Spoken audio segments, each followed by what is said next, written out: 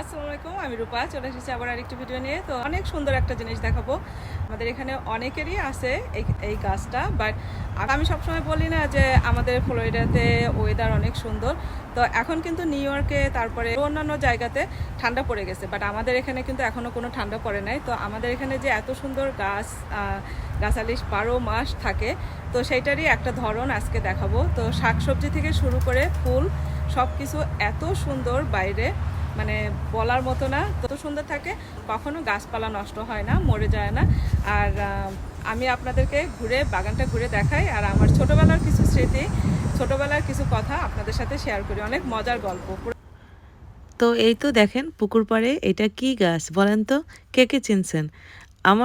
আমি তো মানে অনেক দিন ধরে অপেক্ষা করে রয়েছি কবে আমি আপনাদের সাথে এই ফুলের গাছটা শেয়ার করব। এই ফুলটা হইতেছে শিউলি ফুল, কম বেশি সবাই চেনেন, রাইট? আর মানে শীতের সকালবেলা এই শিউলি ফুল কুড়াইতে কী যে মজা, কী যে আনন্দের, আর কী যে ভালো লাগার, কে কে জানেন?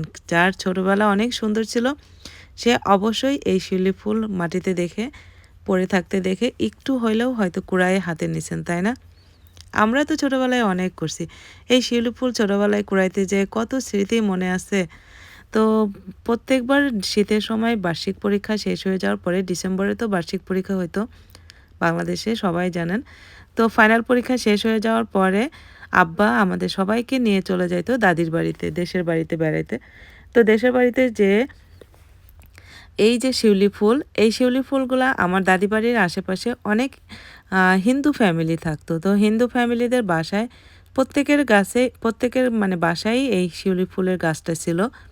আমি জানি না ওদের বাসায় কেন এত হইতো। তো যাই হোক, আমার বাড়িতে দাদি বাড়িতে হয়তো কেউ লাগায় নাই। তো তারপরে শিউলি ফুলটা আমরা কি করতাম, সকালবেলা ভোরবেলা ঘুম থেকে উঠে তারপরে শিউলি ফুল কুড়ানোর জন্য চলে যাইতাম ওই হিন্দু বাড়িতে। তো যাওয়ার সময় যেটা হইতো সেটা হইতেছে, আমরা তো মানে আমি জানি না ওদেরকে দেখায় নিলে কি ওরা বকা দিবে কিনা, বাট কি করতাম, চুপি চুপি যেয়ে তারপরে আমরা ফুল টুকাইতাম। তো একদিন এক মহিলা, বাড়ির মালিকের যে বউ আছে সেই বউ আমাদেরকে দৌড়ানি দিছে মানে কি মনে বলছে যে এই বাড়ির পিছনে কে কিংবা কিছু এরকম। তো দৌড়ায় এই পাশ থেকে আমরা যাইতে যে মানে বাড়ির উপর দিয়ে, যে গ্রামের বাড়িগুলো তো এক বাড়ির উপর দিয়ে তারপরে আরেক বাড়িতে যাওয়া লাগে, এরকম ছিল মাটির ঘর এখানে একটা, আর রান্নাঘরগুলো কিন্তু একটু আলাদা থাকতো। তো ওই মহিলা যখন হচ্ছে যে মানে কাকি বলতাম, তো কাকি যখন এরকম ডাক দিছে তখন সবাই আমরা দৌড় দিছি। দৌড় দেওয়ার পরে আমি না কি করছি, ওনাদের যে মাটির রান্নাঘর ছিল তো রান্নাঘরের ভিতরে ঢুকে পড়ছি। তো মাটির রান্নাঘরে ঢোকার কারণে এইটা হচ্ছে যে আমি আরও বিপদের মুখে পড়ছি। কারণ হচ্ছে যে হিন্দুদের রান্নাঘরে নাকি মুসলমানদেরকে যেতে দেয় না। আমি জানি না, এটা আমার মামাতো বোন আমাকে বলছিল ওদেরকে কখনো রান্নাঘরে ঢুকতে দিত না, মুসলমানদেরকে রান্নাঘরে ঢুকতে দিত না আর কি। এটা অনেক আগের কথা, আমি ছোট ছিলাম তাহলে বুঝেন কত আগের কথা। আবার অত আগেরও কথা না, আমি এত ইয়ে না। যাই হোক, এই যে দেখেন ভাবির বাগানটা ঘুরে দেখায় আসেন। এই যে লাউটা ভাবি এটাকে মানে ইয়ে করতেছে, বেসন রাখছে। এই লাউয়ের থেকে ভাবি আরও অনেক বীজ কি বলে সংরক্ষণ করবে, সংরক্ষণ করে আরও লাউয়ের চারা বানাবে, সবাইকে দিবে। মাশাআল্লাহ এই বছর হচ্ছে ভাবি সবাইকে এত শাকসবজি সবাইকে খাওয়াইছে, লাউ থেকে শুরু করে তারপরে পুঁই শাক, তারপরে বেগুন, আরও অনেক পেঁপে, তারপরে এই যে কাঁচামরিচ দেখতেছেন না, গাছ ভরা কাঁচামরিচ, বিভিন্ন জাতের কাঁচামরিচ ছিল ভাবির এই বাগানে।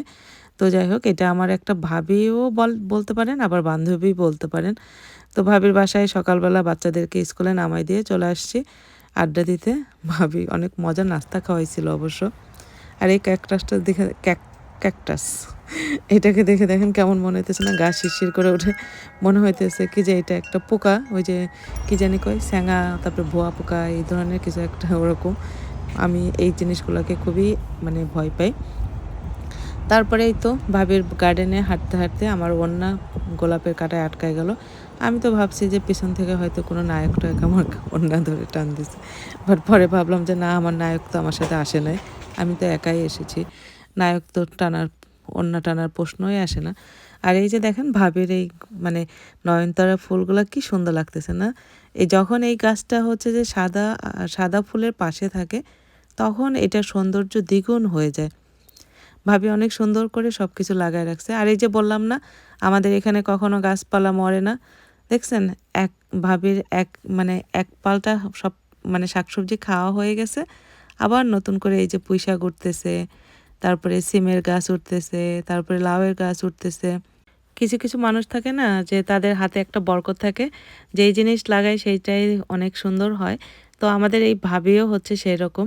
মাশাল্লাহ, সবাই দোয়া করবেন যেন ভাবির আরও অনেক ভালো শাকসবজি হয়, আর আমরা যেন ভাবির এই বাগান থেকে অনেক মজার মজার শাকসবজি খাইতে পারি। তো আজকে একটা ছোট্ট ব্লগ আপনাদের সাথে শেয়ার করলাম। ভালো লাগলে অবশ্যই রূপা আপুর ভিডিওগুলো শেয়ার করে দিবেন। আর বেশি ভালো লাগলে লাইক কমেন্ট করে জানাবেন। এই তো। তো সবাই ভালো থাকবেন, সুস্থ থাকবেন।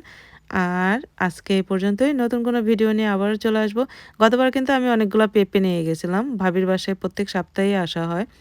তো এই তো, সবাই ভালো থাকবেন, সুস্থ থাকবেন। আল্লাহ হাফেজ।